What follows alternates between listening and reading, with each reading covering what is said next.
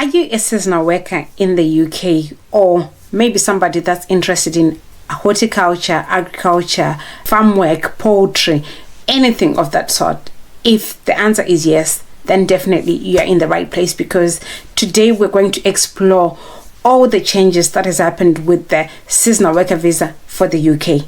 I know a few months ago I made a video on this pathway for immigrating to the UK, a temporary visa to the UK, and all the opportunities that it presents. And guys, in this video today, I've come again with updates, because they've been updates which are quite crucial. If you've been thinking, I want to relocate to the UK, or I want to go to the UK and work as a seasonal work poultry farms, fruit picking, vegetable processing, anything to do with food production, then this video is for you. Or maybe you are somebody that's been on a seasonal visa in the UK and you're worried about the future. You're worried about the foreseeable future of this visa, whether or not it's going to be still be there in the long term. Then this video is for you. Stay tuned as I'm going to unpack some of the changes that have been brought about by the UK government, by the Home Office, and apparently it is good. So do stay tuned. And also guys, a big welcome to my YouTube channel. My name is Florence, and on this platform we do talk about life in the diaspora, life abroad. We talk about opportunities to migrate from and to wherever, not just specifically the UK, but everywhere else in the world. So if you haven't subscribed to this channel, please do so, because you do not want to be left out as we explore so many opportunities in different countries in this season. So do stay tuned. Guys, without wasting much of your time, I want to explore the UK seasonal worker visa. Apparently, towards the end of last year, the Migration Advisory Committee made recommendations to the UK government in terms of this UK seasonal worker visa. This was on the background of its implementation or its start in 2019, just after Brexit. For those of you that do follow what happens in the UK, they embarked on Brexit in 2019, and most of the people that used to work in all the common industries that you see, from healthcare to production, anything you name it, were mostly East Europeans. So by virtue of the UK withdrawing from the EU and sending on its own, which they term Brexit, what it meant was most of those people had to return to their countries, because what it meant was those people required visas just like anybody else from in the world. But what that did was it opened opportunities for people from other parts of the world to come and work in the UK. And guys, like I always say, I came to the UK in 2022. I'm part of why I am in this country now, working and raising my family in the UK, is due to Brexit. So it's not everything that happens in terms of politics, in terms of business and economics, that is bad. Sometimes some of these things happen and they open doors for everybody. But anyway, back to what we're talking about today. It's the seasonal visa. So most of these people have left. But this Migration Advisory Committee actually recommended to say, well, the economy or the agriculture industry was not ready for that exit in terms of labor. So it highlighted quite a number of labor shortages, which cannot be addressed imminently, which cannot be addressed this year or in the next 2 years. So on the back of all those recommendations, what they've done, what the government has done, is they've actually extended this seasonal worker visa scheme for the next 5 years, which means until 2020, the seasonal worker visa is still going to be there. So you could be watching this video and you are wherever, you are in Africa, you are wherever in the world, and you're interested in poultry, you're interested in horticulture, you're interested in food production, then definitely you can actually plan for this. You can actually plan your relocation around this visa scheme, because it's now set, it's going to be there until 2029. What happens then after 2029? When I was doing my research around this seasonal worker visa, the government is wanting then to gradually maybe train workforce within this country, try to bring in the locals to buy into vegetable production, farm work, agriculture, and everything else. But who knows whether or not they will be successful? Is their plan. Also, part and parcel of their plans is to maybe put in more funding so that technology and everything takes over, at least so that by 2029 they will not really be relying on foreign labor.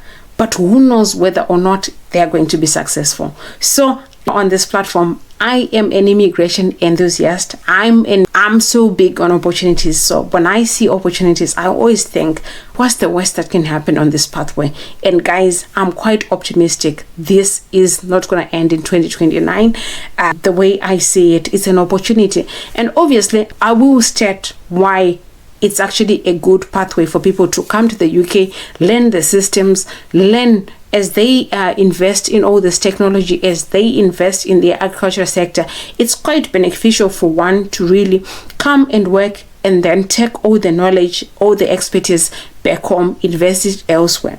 So I will also go on to state for you some of the advantages and the benefits of really coming to the UK on this seasonal worker visa. So please do stay tuned on this video. So having said all this, some of you may wonder, so how many visas will they issue in a year? For 2025, they've actually put out a quota to say they want 45,000 workers. So 45,000 visas are on the cards. 43,000 of those visas are in horticulture and vegetable processing. 2,000 of those are in poultry. So that's a really, really huge number. And the one thing that makes me so happy about this visa is the fact that they are not looking at just one country to employ. I'm from Zimbabwe, I'm from Africa, and I know some family and friends who have actually come on this visa in particular, and they are from Zimbabwe. So you could be watching this video and you're African and you're thinking, is this for me? It's for anybody. It's open to anybody. They're recruiting from anywhere. As long as you apply, as long as you meet the eligibility criteria, then it's for you. And I'm also going to be stating in this video some of the eligibility criteria, and I'm also going to list some of the top recruitment agencies for this seasonal worker visa, because apparently farmers or apparently organizations are not allowed to recruit directly, but they are doing so through recruitment agencies, through recruitment companies, which I'm going to share with you towards the end of this video. So all the more reasons to stay tuned in this video. So I was talking about 45,000 visas. Then definitely, if you're watching this video and you so much believe in agriculture, you so much are passionate about agriculture, about poultry, about vegetable production, about horticulture, then definitely you should be amongst those 45,000 people. The good news, one of the reasons why I say this is for everybody, is because this is a short-term visa with a duration of about 6 months. So what happens is after 6 months, there's a cooling off period whereby you have to return to your country, and the next batch of people can also come. So it's not necessarily to say, oh, the 45,000 are up, and it's not necessarily to say the same people keep coming year in, year out. So everybody does. And this brings us to that point where I know a lot of people would say, so what is it that I need to do in 2025 to be eligible? It's very, very simple. And one of the things, I've stated this in my previous video, which is worth watching as well, because I explored so many nuggets in that video. But anyway, I'll give you a quick rundown of some of the eligibility criteria for this visa. So what you need is, you definitely have to be above 18 years and above. Also, you have to be physically fit, because this is a physically demanding nature of job. Also, the other thing, eligibility criteria is you need a job offer, which means just like any other job, you have to apply really. And with it being an opportunity to come to the UK, definitely you have to do a good job with your application. Part and parcel of the things that you need to do is come up with a really convincing CV, because like I said, remember, this is not just targeted for a certain specific country, but they are attracting labor from everywhere else in the world. So do a good job with your application. And if you need pointers as to how to apply, I've done a video. I'll put the link in the description. Go and watch that video, and then you can get pointers as to how you can come up with a really, really good CV. So after that, what you need now is a certificate of sponsorship, which means whatever organization that has to bring you to the UK has to be a sponsored recruiter or a sponsored organization. What that means is they have to be on the sponsor list, which you find on the gov.uk website. Guys, whenever I talk about opportunities to relocate to the diaspora, just know there's an equal chance to be scammed. There's an equal chance for unscrupulous people to really place you off your hard-earned cash. So definitely, when somebody says we are recruiting for jobs abroad, jobs in the UK, there is actually a way to actually verify if they are a sponsored recruiter. I'll come up with a video where I'll show you how to check if an employer is on the sponsor list. And this is all this information is actually on the gov.uk website. So you need a certificate of sponsorship, which can only be issued by a sponsor license holder in the UK. That is a company that is registered in the UK and has been issued a sponsor license by the Home Office, by the UK government. So apart from that, obviously you need the basic, you need a passport. One of the things why I love this visa route, or why I love this relocation opportunity, is the fact that you do not require the English test. Unlike other visas like the care visa or other skilled worker visas where you need the English proficiency test, this one you don't need the English proficiency test. And also on this one, because it's a short term or a temporary visa, you don't require much as well. And this visa comes out in 3 weeks. Also, of course, you're relocating to the UK, you're going to be staying in the UK. Things like your police clearance is a requirement when you apply for a visa. Things like your TB test are a requirement when you apply for a visa. The other thing that is quite crucial when you're applying for this seasonal worker visa is you need to have your own funds in your own savings. You need an equivalent of £1,270 in your name, in your account, and this money should have been in an account for at least 28 days. So you need this. Why? And obviously some would ask, what's this money for? This money is not like you pay it to anybody, but this is money that you use for upkeep. This is money that you use to finance yourself, to look after yourself when you relocate to the UK, so that you are not a burden to anybody, be it the employer or a burden to the state. So you need to have saved that money. You need to have that money. You need definitely, in that money, you will submit a bank statement together with your visa application. So failure to do so, or if the money hasn't been in an account for 28 days, these are grounds for visa refusal. So don't miss this part. Also, some people may ask to say, so what happens when I relocate? What are the do's and don'ts to this visa? Just like any other visa to the UK, there are do's and don'ts. And part and parcel of the do's and don'ts for the seasonal worker visa are that you cannot bring your dependents to this country, which means you cannot bring your wife, your husband, your children. Only the sponsored worker can come to the UK. The second thing that you cannot do on this visa is you cannot work for a second employer or work a second job other than the job that you've been, or other than the employer that you've been sponsored for. So unlike other skilled worker visas whereby you can work a second job, whereby you can work for a second employer, in this visa you can only work for the employer that brought you to this country. So bear in mind all these things. The third thing that I want to emphasize is, with this visa, there is no recourse to public funds. What that means is you cannot, under whatever circumstance, access public funds, which means in terms of housing, which a lot of things that are classed as public funds, you cannot access. All those things you can find on the, if you want to know whether or not something qualifies as public funds, these are things that you can check on the gov.uk website. There's a whole list of what they class as public funds and what is classed as not public funds. So somebody could wonder, so is it worth it if I can't bring my family or whatever? It is still worth it, because it is an opportunity to learn, it is an opportunity to acquire new skills, and also an opportunity to add to your experience portfolio. I'm always big on experience, I'm big on exposure, because there are other countries that can actually recruit somebody who has got experience, especially in the agriculture sector. Countries like the US, countries like New Zealand, Australia, and everywhere else actually are looking for people with experience in modern day technology, modern forms of agriculture. So you come to the UK, you gain that experience, and then you are en route to other countries that can actually accommodate you and give you permanent residence, or give you a more sustainable visa or pathway to citizenship. So there are so many benefits depending on how you choose to look at this opportunity. Some may ask, because people that I do interact with are young people, so some may ask, like, what are the long-term opportunities that I can get? This visa, one of the benefits of it is you are allowed actually to study while it's on this visa. But obviously there are limitations, so you have to check with the Home Office. You have to check what you can study for, since it's a short-term visa, 6 months.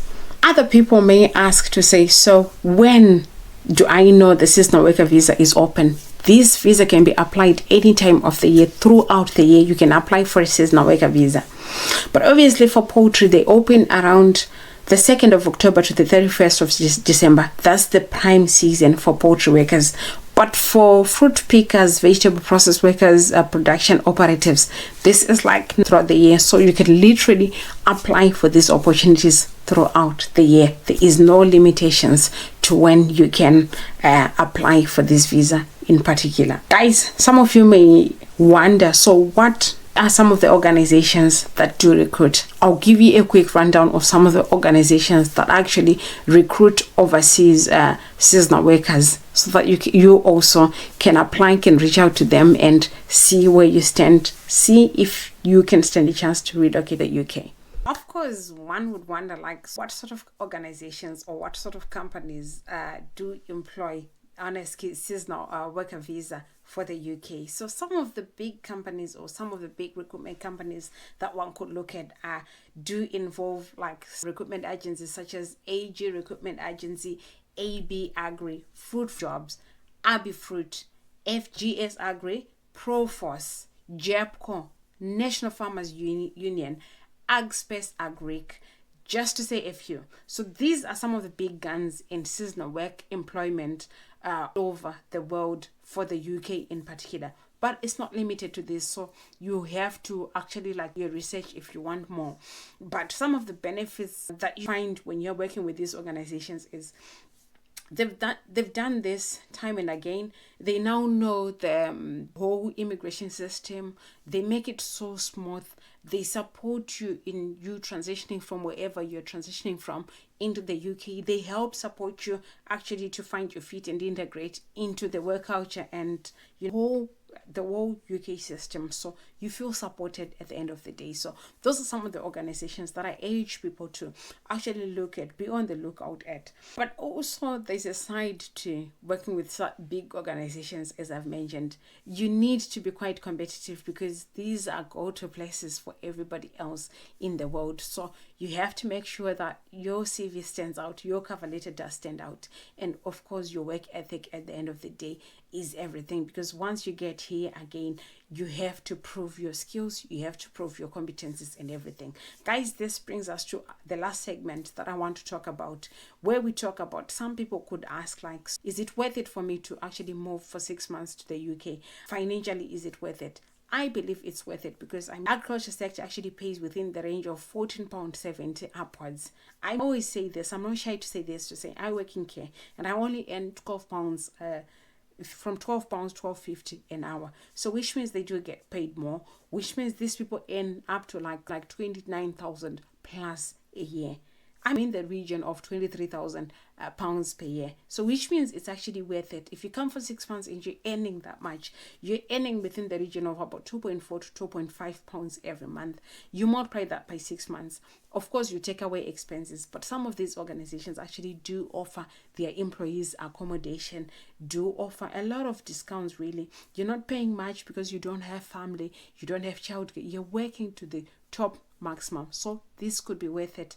Trust me, from my experience, I believe this is a great opportunity, especially considering that you're with children, you're with family, which means you can actually pick extra hours, things like that, and actually save as much as you can. So guys, don't sleep on this opportunity. Do not let this opportunity just slip through your fingers. But again, guys, I have to say this. Part and parcel of, I've spoken about the pros and cons, I've spoken about the disadvantages. One thing also that you have to bear in mind is this visa route, you are not allowed as well to switch from the seasonal worker visa into maybe another skilled worker visa, because a lot of people do ask me to say, if I come on a seasonal worker visa, can I then now transition from that visa into care or to other skilled worker visas? It's impossible. You still have to go back to your country and apply for the next visa route that you want to come or relocate to the UK with. So it's one thing that you have to think about and be on the lookout for. Also, one of the things that I want to highlight is the fact that if you come on this visa, this does not at all count towards indefinite leave to remain. It's a temporary worker visa, so whether in the near future you find maybe permanent employment on a skilled worker visa route, maybe 3-year visa, 5-year visa, the years that you have worked or the months that you have worked on a seasonal worker visa do not count or do not contribute to your pathway towards indefinite leave to remain, citizenship, things like that. So bear in mind that it's just a temporary worker visa, 6 months tops, 6 months maximum. But guys, as you know, we are your relocation information hub. If anything happens, if there are any changes to this visa, we will be the first people to notify you. So guys, if you've got any questions, any contributions whatsoever as far as this video is concerned, do share in the comments, do put it in the comments, and then we can continue the discussion. And if need be, we can actually clarify some of these things in future videos. So don't shy away from sharing your thoughts, sharing as well some of the that you want to see in our future videos. Guys, thank you so much for subscribing. Thank you so much for sharing this video with your family and friends. It just helps us reach as many people with opportunities. So guys, that's all I had for you today in this video. I'll see you in our next video. Bye for now. Bye.